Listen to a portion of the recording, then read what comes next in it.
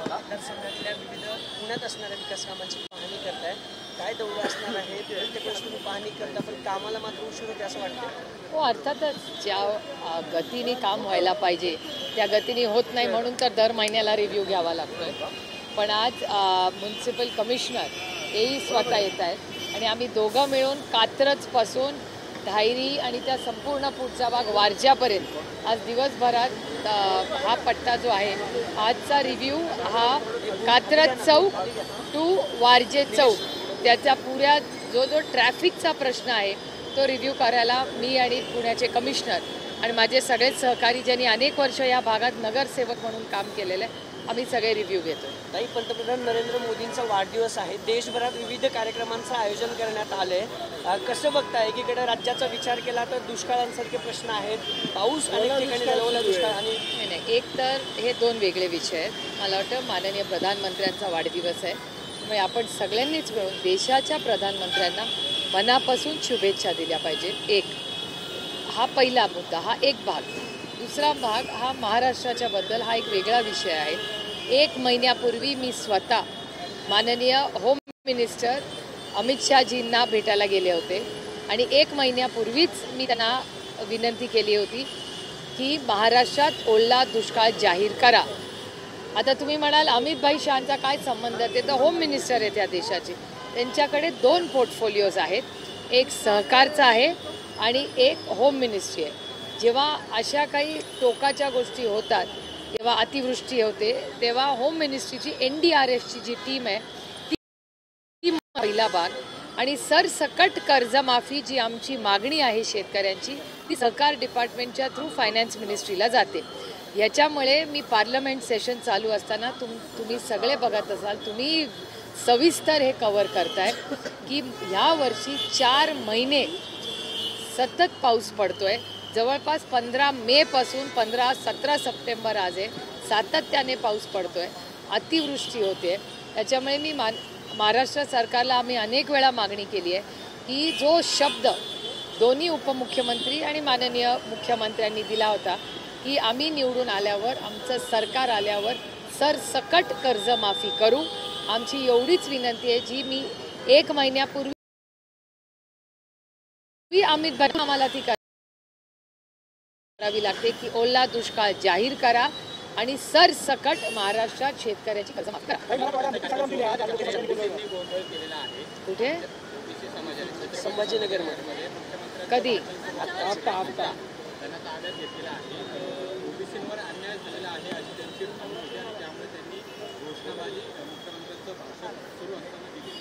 मला याची काही माहिती नाही, पण जरूर मी माहिती काढून नक्की तुम्हाला बाईट देईन.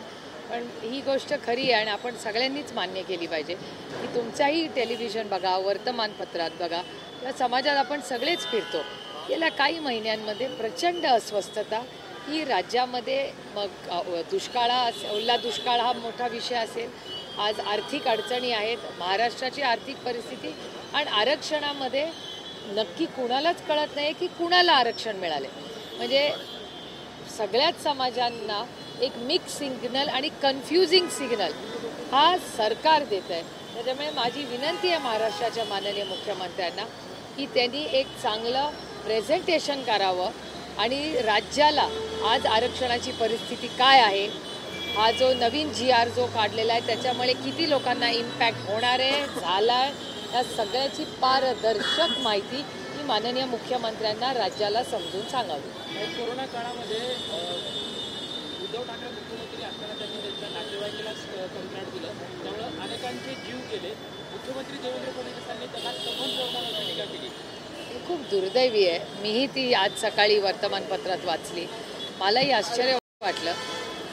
कारण एकतर आज जे त्यांच्याबरोबर आज आहेत, जो आरोप जो उद्धवजींवर करतायत त्यातले अर्धे टक्के लोक तर त्या सरकारमध्ये होते ना, म्हणजे ती अर्धी टीम तीच आहे त्यांच्याकडे. हा पहिला मुद्दा. आणि दुसरा महत्त्वाचा मुद्दा की अशी आरोप प्रत्यारोप करणं आणि अशा गोष्टींवर ही त्यांच्याकडून मला अपेक्षा नव्हती. कारण का जर काही चुकीचं झालं असेल, जे मीही केलं असेल, म्हणजे कुणाबद्दलही, तर आरोप करण्यापेक्षा तुम्ही इन्क्वायरी लावा ना. आम्ही कधी नाही म्हणले. आणि त्या काळामध्ये उद्धवजींबद्दल इतकी चांगली कारवाई केल्याबद्दल हे मी म्हणत नाही आहे, भारत सरकार म्हणलेलं आहे. आणि भारत सरकार तेव्हा त्यांचंच होतं. तेव्हा भारत सरकार म्हणायचं की सगळ्यात चांगलं करोनाचं काम कुठल्या राज्यात झालं असेल कोविडच्या काळात तर ते महाराष्ट्राचं आहे. हे भारत सरकार अनेक वेळा म्हणालेलं आहे. त्यामुळे दुर्दैव आहे की आता ह्या इलेक्शनच्या तोंडावर आता महानगरपालिका नक्की कधी होणार आहे देवालाच ठाऊक, पण ज्या पद्धतीने काल टीका टिप्पणी झाली ती खूप दुर्दैवी होती. महानगरपालिकेसाठी अनेकांना तगादा लावते, प्रॉपर्टी सील करते. एक अहवाल असा आहे की सरकारी कार्यालय जे आहेत, कॅन्टोन्मेंट असेल किंवा MSCB असेल किंवा इतर कार्यालय असेल, अशा कार्यालयांची केंद्र आणि राज्य सरकारची कार्यालय 342 कोटी रुपयांची थकबाकी आहे. महापालिकेनं अभय देते असा आरोप केला जातोय. नाही, दुर्दैवी आहे की म्हणजे महाराष्ट्र सरकारने स्वतःच हे काम केलं पाहिजे ना. म्हणजे तुम्ही एकीकडे सर्वसामान्य माणसाचे 200 रुपयाचा जरी मीटर थकला तर 200 चला 100चं झालं तरी तुम्ही त्याची लाईन कट करता. आणि तुमचंच प्रशासन किती म्हणजे हा कारभार आणि हा गोंधळ चाललेला आहे राज्यात हे खूप अस्वस्थ करणार आहे. आणि त्याचबरोबर महाराष्ट्राची आर्थिक परिस्थिती एवढी बिकट असतानाही असा हलगर्जीपणा होतोय हेच या सरकारचं अपयश सातत्याने दाखवतं. पुरंदर विमानतळाबद्दल प्रशासन आहे ते सक्तीने जागा वसूल करणार असं त्यांनी आदेश काढलेला आहे. 2 दिवसाची त्यांना मुदत दिली. नाही, मी आजच सकाळी वर्तमानपत्रात असं वाचलं की 70% लोकांनी दिल्या असं वर्तमानपत्रात सरकारचं स्टेटमेंट आलेलं आहे. शिवाय नक्की काय परिस्थिती आहे याच्यासाठी मी सकाळी बातमी वाचल्यानंतर त्याच्यामुळे मी ते कुठल्या कार्यक्रमात होते. माझं आज दुपारून कलेक्टरांची सविस्तर ह्याची बोलणं मीटिंग होणार आहे. महाराष्ट्राचा एक विषय आहे. धाराशिव जिल्ह्यातनं 468 कोटी रुपयांचा विकास निधी प्रताप सरनाईकांनी अर्थ खात्याला पाठवला होता. त्यांच्या म्हणण्यानुसार दादा मंजुरी देत आहेत पण अधिकाऱ्यांनी हे सगळं अडवून धरलंय. हे सगळं महायुतीचा क्लेश आहे म्हणून हे सगळं होते असं वाटतंय. असं कसं होऊ शकेल? जर एका अर्थमंत्र्यांनी ते क्लिअर केलं असेल तर कुठला अधिकारी थांबवू शकतो? प्रताप सरनाईकांनी सांगितले की अधिकारीच माहिती नाही. म्हणजे अधिकारी देत नसतील तर हे आश्चर्य आहे. म्हणजे मग प्रशासनाचा आणि या सरकारचा काही ती जी सिस्टम आहे ह्याच्यावरचा त्यांचाच जर विश्वास नसेल तर हे धक्कादायक आहे.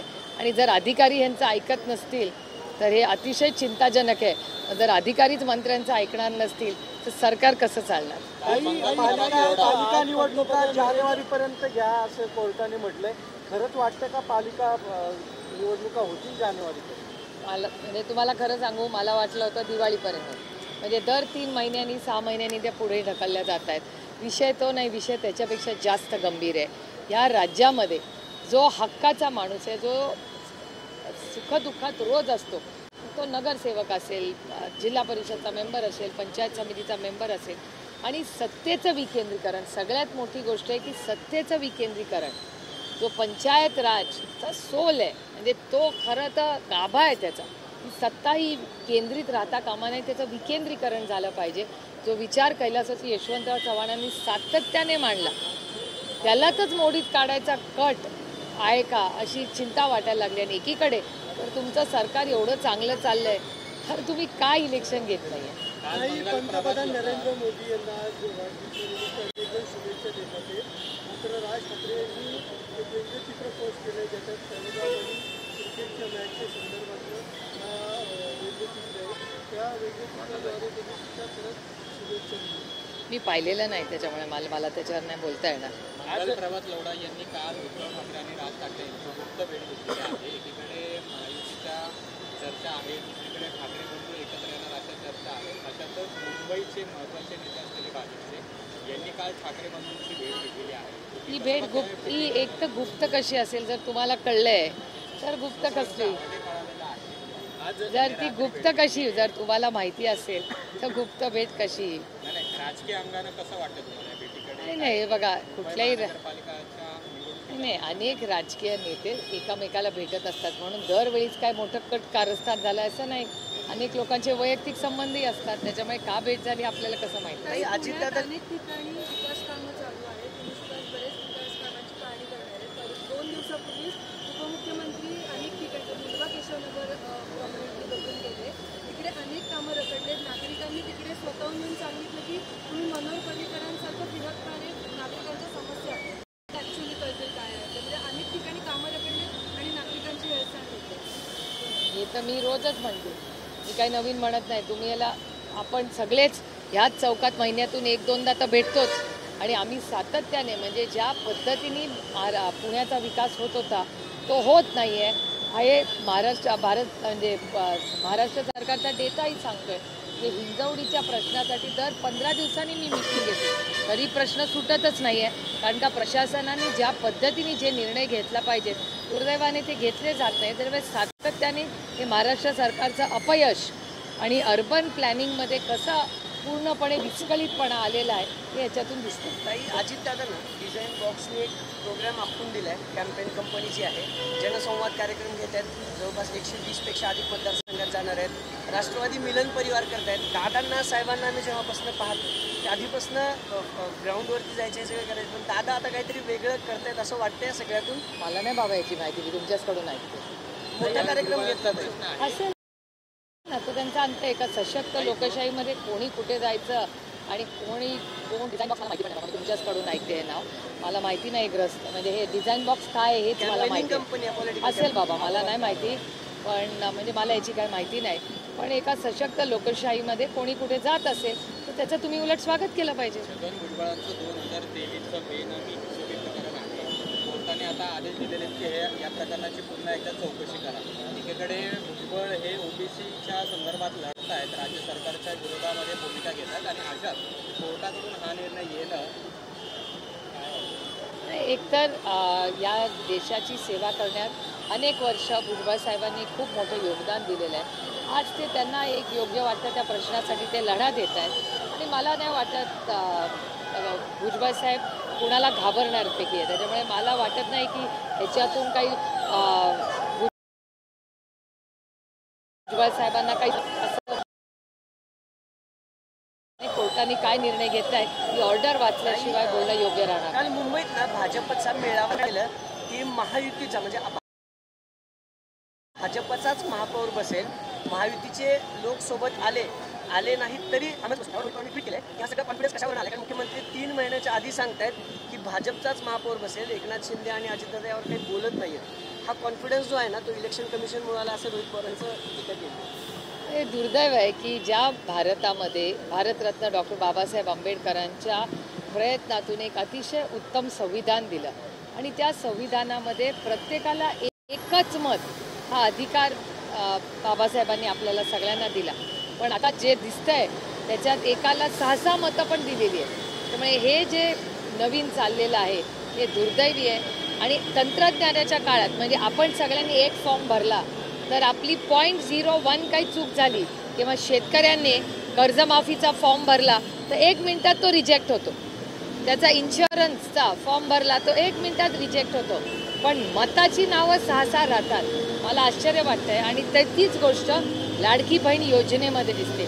लाडकी बहीण योजनेमध्ये पहिल्या टप्प्यात 25 लाखहून जास्त महिलांची नावं कमी करण्यात आली.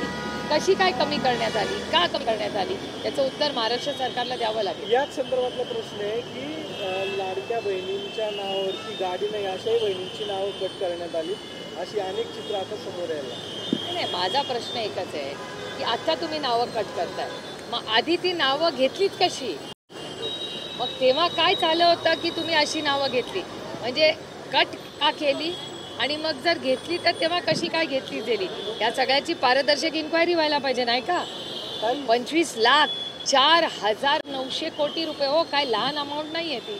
आणि आज मला सांगलीतून जिल्ह्यातून माहिती आली आहे की आणखीन लोक कमी केले. त्यामुळे मी आज खरं तर दिवसभरात तीही माहिती काढणार आहे की आपण 25 लाख आहे पण सांगली जिल्ह्याचा असा एक आढावा येतो आहे की तिथून आणखीन नावं कमी केली आहेत. तर मग ती सगळ्या राज्यात केली आहेत का काय याची माहिती आज दिवसभरात मी घेणार. बारकी आरटी असेल याला फेलोशिप जी होती दिली जाते सरकारमध्ये आणि पैसे दिले 4 किला मात्र विद्यार्थी म्हणतात पैसे झाले नाही. म्हणजे पैसे गेले कुठे याचं उत्तर सरकारला द्यावं लागेल. सातत्याने जी मुलं मेरिटवर पास होतात आणि त्यांच्या हक्काचा निधी आहे तो हक्काचा निधी त्यांना दिला जात नाही. स्कॉलरशिप आपल्याकडे नेहमी म्हणतात आपल्या संस्कारामध्ये की शिक्षण हे वाघिणीचं दूध आहे. तर त्याच हक्काच्या त्या शिक्षणापासून हे सरकार गरीब कष्ट करणाऱ्या मुलांना जर वंचित ठेवणार असेल तर त्याचा आणि महाराष्ट्र सरकारने या मुलांना शिक्षणाचा जो अधिकार भारतरत्न डॉक्टर बाबासाहेबांनी आपल्या संविधानात दिला होता राईट टू एज्युकेशन, त्याच्या पूर्णपणे विरोधात हे महाराष्ट्र सरकार काम करते.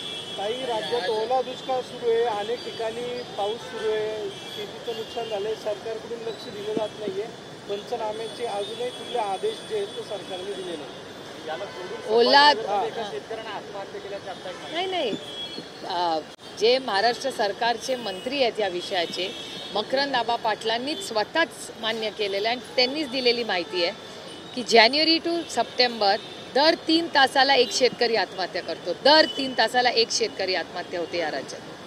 त्यामुळे ओला दुष्काळ जाहीर करा हे वारंवार मी मगाशीही आपल्याला सांगितलं की अमित भाई शाहना आम्ही 1 महिन्यापूर्वी विनंती केली होती की महाराष्ट्र सरकारला सांगा ओला दुष्काळ जाहीर करा आणि सरसकट कर्ज माफी करा.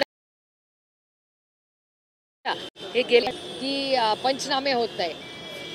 जो पहिली अतिवृष्टी झाली महिनापूर असेल, बारामती, दौंड ह्या संपूर्ण भागात जेव्हा झाली तेव्हा ती मे आणि जूनमध्ये झाली.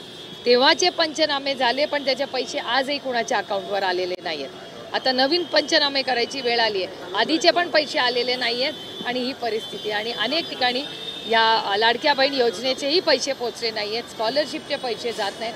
चाललंय तरी काय या सरकारमध्ये? हिंगोली जिल्ह्यामध्ये 50 जणांना आज मराठा आज त्यांना त्याच्यात काय GR काढलाय आणखीन, म्हणजे जे काय पारदर्शक झालं पाहिजे ते व्हायला पाहिजेच ना. त्याच्यात कौतुक काय? तो अधिकार जर सरकारने दिलाय तर तुम्ही 50च म्हणताय. मग त्यांनी करोडो सांगितलं होतं ना. आज नरेंद्र मोदींचा वाढदिवस आहे. सामनामधून त्यांना शुभेच्छा देऊन त्यांनी आत्मचिंतन करावं असं म्हटलंय. कारण की शिवसेना प्रमुख बाळासाहेब ठाकरे शिवसेना फोडण्याचं कट कारस्थान त्यांनी केलंय. त्याच्यामुळं त्यांनी आत्मचिंतन करावं आणि गेल्या काही वर्षांमध्ये नरेंद्र मोदींनी सुद्धा सुंदरपणा केलेला आहे. ते हवंय, लोकशाही आहे, प्रत्येकाला बोलायचा अधिकार आहे. चला, thank you. गुन्हेगारी मागील काही दिवसांपासून वाढताना पाहायला मिळते. मुख्यमंत्री सातत्याने पुण्यामध्ये येतात, त्यांना गुन्हेगारीबद्दलचे प्रश्न विचारले जातात. अगदी 2 टोळ्यांमधले वाद काही दिवसांपूर्वी पाहायला मिळाले. पण मुख्यमंत्री म्हणतात, गृहमंत्री म्हणतात की असं कुठलं टोळी युद्ध नाहीये. जे कोणी असे कारनामे करतात, ज्यांनी कोणी डोकं वर काढायचा प्रयत्न करतो डोका मी हे करून जातो. वेळेस पोलिसांनीच कोर्टामध्ये सांगितलेलं होतं की हे टोळी युद्ध आहे. रिमांड कॉपीमध्ये सुद्धा याचा उल्लेख आहे. गृहमंत्री मान्य करत नाहीये. भारत उपमुख्यमंत्र्यांनी त्यातीलच एक जणाचा मोका काढलेला होता.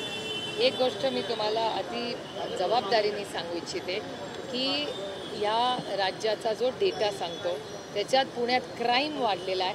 हा माझा डेटा नाही आहे, हा महाराष्ट्र आणि भारत सरकारचा डेटा आहे. त्याच्यामुळे data speaks louder than words. म्हणजे डेटाच सांगतोय की महाराष्ट्रात आणि पुणे जिल्ह्यात क्राईम वाढला. हा माझा डेटा नाही आहे, महाराष्ट्र आणि भारत सरकारचाच डेटा आहे. आणि मग गुन्हेगारांना पोचतंय कोण? जर उपमुख्यमंत्री जर त्याच गुन्ह्यातील आरोपीचा मोका काढत असतील. आज तुम्हाला दुपारी वेळ असेल तर गणेश क्रीडाला जा, त्याचं उत्तर तिथे मिळेल. एकनाथ शिंदेंनी आज मोठमोठ्या पेपरमध्ये मोठमोठ्या जाहिराती दिलेल्या आहेत. मोदींच्या वाढदिवसानिमित्त आणि अशा जाहिराती एकनाथ शिंदेंनी दिल्या. त्याच्यामुळे नाही बघा, कोणी कुठली जाहिरात द्यायची, तुम्ही फक्त वर्तमानपत्राचं म्हणताय. मी ती जाहिरात बसवर पण पाहिली आहे आज इथे येताना. त्याच्यामुळे खूप मोठं कॅम्पेन आहे. बघा, एखाद्याला आपल्या नेत्याबद्दल प्रेम असेल, नेत्याबद्दल, आणि तो नेत्यासाठी काहीतरी जाहिरात करत असेल, शुभेच्छा देत असेल, तर त्याच्यात गैर काय? पण एक गोष्ट खटकली मनाला की मागच्या आठवड्यात ज्यांनी फुल पेज जाहिराती दिल्या त्याच्यात ना पक्ष होता, ना नेत्याचा फोटो होता, ना चिन्ह होतं, ना काय होतं. आज शिंदे साहेबांनी जी जाहिरात दिली त्याच्यात नेता पण आहे त्यांचा आणि त्यांच्या पक्षाचं चिन्ह पण आहे. म्हणजे तेवढं जाहिरात मध्ये काय आली मुख्यमंत्र्यांची काय कळलं नाही. ते काय कळलं नाही बाबा. याचं उत्तर तुम्हाला गणेश क्रीडाला आज 3, 12, 1 वाजता